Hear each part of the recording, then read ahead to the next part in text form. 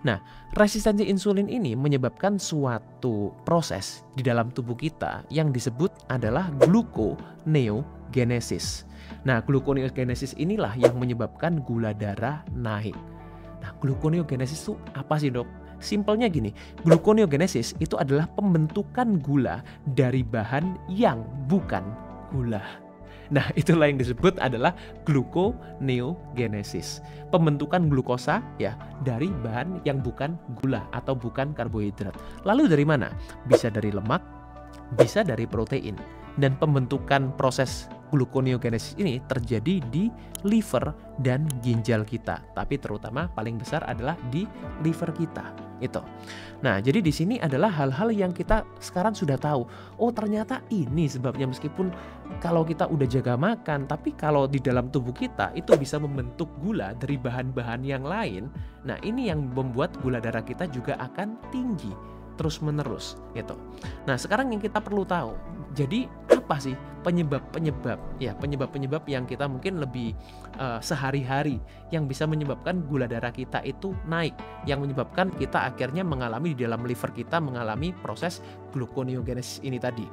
Yang pertama adalah dehidrasi. Tuh, ya. Jadi ketika kita kekurangan cairan, darah kita juga mengental, ini juga bisa meningkatkan gula darah kita juga.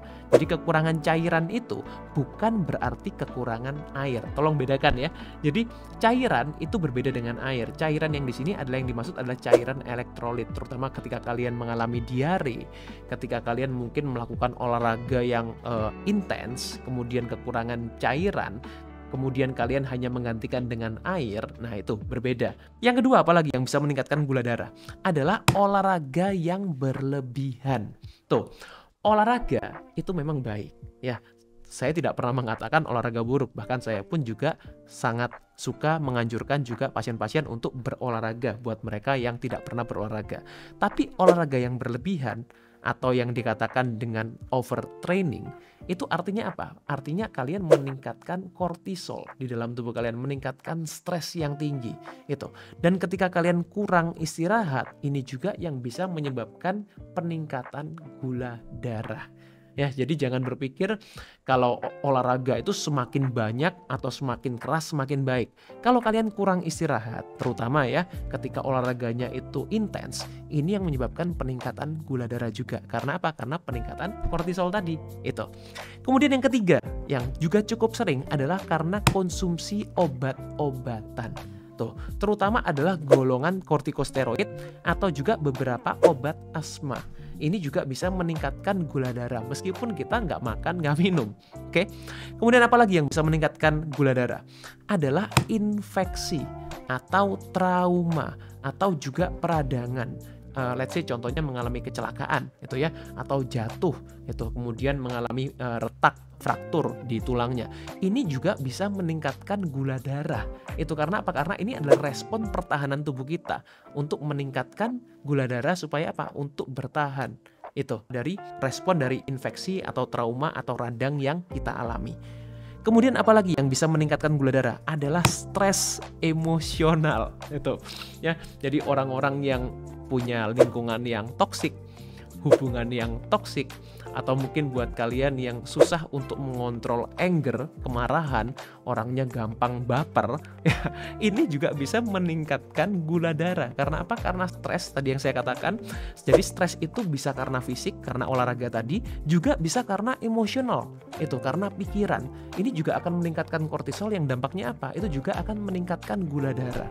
Itu. Jadi jangan berpikir ya, kalau aktivitas kita, kalau kegiatan kita, kebiasaan kita itu nggak ada dampaknya ke gula darah. Itu ya, jadi makanya saya banyak sekali pasien yang ketika mereka itu cek secara mandiri, mereka bingung, wah padahal saya ini udah jaga makan, saya udah nggak minum yang manis-manis loh dok, tapi kok gula darah masih tinggi. Karena apa? Karena gula darah itu memang fluktuatif, sangat banyak hal-hal yang mempengaruhi.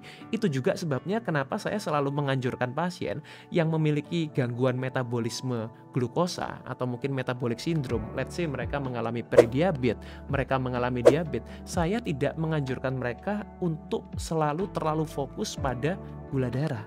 Karena apa? Karena gula darah itu faktor yang mempengaruhi banyak ya. Seperti yang saya sebutkan ini tadi, semuanya mempengaruhi gula darah. Nah, jadi yang perlu diperhatikan apa, Dok? Yang perlu diperhatikan ini ya. Solusinya apa?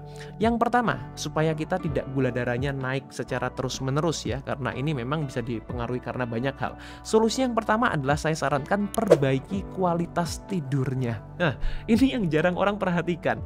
Jadi bukan berarti ini ya, tidur itu semakin lama semakin baik, belum tentu. Karena apa? Karena kualitas ini berbeda dengan durasi. Nah, ketika kita perbaiki kualitas tidur, mungkin saya udah pernah bahas juga di video sebelumnya mengenai tidur, atau mungkin belum. Kalau belum, mungkin yang tertarik bisa komen juga, saya akan bahas next mengenai tidur, yang memperbaiki kualitas tidur ini gimana caranya. Tapi kualitas tidur yang baik itu bisa menurunkan stres. Itu ya, jadi jangan heran ini juga berhubungan dengan hormon leptin, dengan hormon ghrelin juga, dengan hormon insulin juga yang tadi saya katakan resistensi insulin itu sangat besar pengaruhnya. Jadi ketika kita memperbaiki kualitas tidur, ini juga akan bisa menurunkan atau menstabilkan lebih tepatnya gula darah kita. Apalagi, Dok, yang bisa dilakukan adalah dengan puasa. Yes, puasa itu banyak sekali jenisnya. Mungkin buat teman-teman yang sering dengar saya menganjurkan yang namanya water fasting atau intermittent fasting. Juga ada lagi dry fasting, seperti saudara-saudara kita yang melakukan puasa Ramadan gitu ya. Di bulan Ramadan itu lo dry fasting. Itu juga baik juga ya. Karena apa? Karena ini bisa menurunkan peradangan. Tadi ingat ketika kita mengalami infeksi, trauma, peradangan secara umum ya, kita jatuh, mengalami kecelakaan dan lain-lain. Ini juga bisa meningkatkan gula darah. Sedangkan puasa itu bisa menekan peradangan. Nah, itu sebabnya saya selalu menganjurkan pasien-pasien untuk berpuasa. Itu. Nah, tapi memang puasa saja belum cukup. Apalagi yang lebih penting setelah kita berpuasa? Yang ketiga, apa? Adalah perhatikan asupan nutrisi. Yes, because what you eat, when you eat, it's also important. Yes, jadi kalau udah puasa nih, Dok, jadi makanya saya katakan di awal, udah puasa tapi ternyata buka puasanya makanya nggak diatur. Itu namanya dalam arti kita hanya puasa doang itu. Tapi ketika kita berpuasa, kemudian pada waktu jam buka puasa, kita perhatikan asupan nutrisi, bukan hanya asupan kalori ya. Jadi tolong ini di note. Saya selalu mengatakan bukan berarti kalori itu nggak penting sama sekali, tapi kalian perhatikan dulu nutrisinya. Kemudian kalau kalian mau hitung-hitungan kalori, kalian mau menghitung kebutuhan kalori kalian, itu juga suatu hal yang baik itu. Tapi jangan terlalu fokus pada kalori. Karena apa? Karena setiap kalori itu akan diproses berbeda dalam tubuh kita. Dan ketika kita mendapatkan nutrisi yang baik, yang tepat untuk tubuh kita bisa memperbaiki kondisi hormonal. Di mana kondisi hormonal tadi ini yang saya katakan resistensi insulin itu ya adalah yang paling besar menyebabkan gula darah yang naik tanpa kita makan atau minum. Itu. Jadi kalau kita punya kondisi hormonal yang tidak stabil, yang tidak seimbang, hormonal imbalance tadi, terutama insulin tadi, inilah yang membuat banyak orang struggle gitu. Sudah melakukan upaya-upaya yang mereka pikir ini sehat, tapi kok gula darah masih tinggi terus-menerus.